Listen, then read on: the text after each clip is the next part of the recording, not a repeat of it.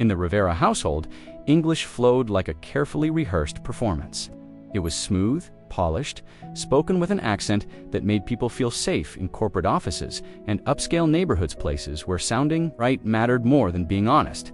From the outside, the family looked perfectly assimilated. Second-generation success framed diplomas on the wall and dinner conversations that neatly avoided anything messy.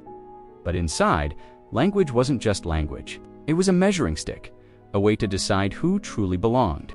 Everyone spoke English, but not everyone was allowed to sound the same. Mateo learned this slowly, painfully, over years. He was the youngest cousin, raised partly by his grandmother, absorbing her rhythms, her warmth, her Spanish-inflected English that carried history in every syllable. At school, teachers called him expressive, friends called him funny. At home, relatives called him embarrassing. Say it properly, his uncle would interrupt. "You sound too local," his aunt once laughed, glancing around as if the walls themselves might judge them. In that house, local didn't mean nearby. It meant unpolished, uneducated, too brown, too close to the life they were desperate to leave behind. Mateo noticed how his older cousin Sophia was praised for sounding neutral. Her sentences were clean, clipped, easy to digest. No one ever corrected her, even when she said less with more confidence. Soon, at family gatherings, Mateo grew quieter. He weighed every word before speaking, sanding down his voice until it barely sounded like his own.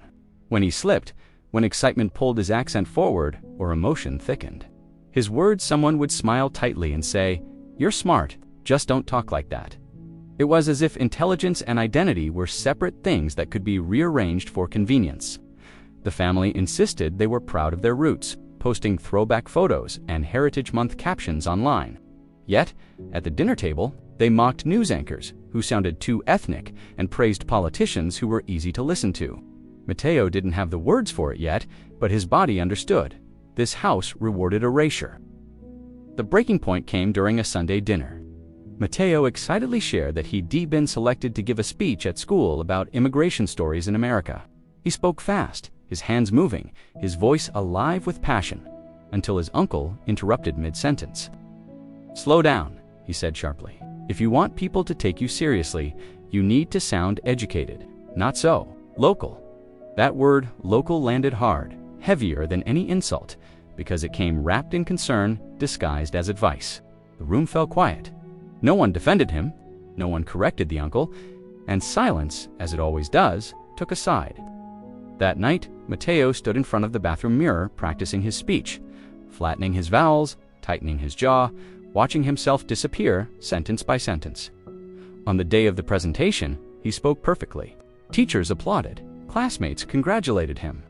But when he finished, he felt hollow, like he'd handed over something sacred in exchange for approval. Weeks later, during another family gathering, Mateo surprised everyone by speaking up again, this time slowly, deliberately, without apology. He told them he had rewritten his speech. He said it now included his grandmother's phrases, his neighborhood's rhythm, his own voice.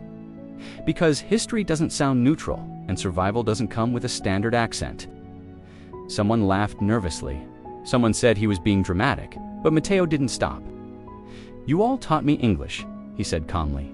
"But you also taught me that some English is treated better than others, and I'm done pretending mine is a problem."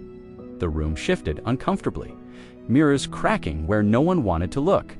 In the corner, his grandmother smiled, her eyes wet, nodding once as if to say, "Finally."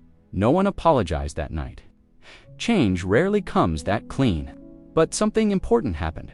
Mateo stopped translating himself at home. He spoke the way he spoke. And when someone flinched or corrected him, he didn't shrink. In a world obsessed with sounding acceptable, Mateo learned that respectability is often just a softer word for rejection, and that the most radical thing you can do in a house that fears being too local is to refuse to sound like anyone but yourself. Thanks for watching. If this story resonated with you, please like, share, and subscribe for more content like this.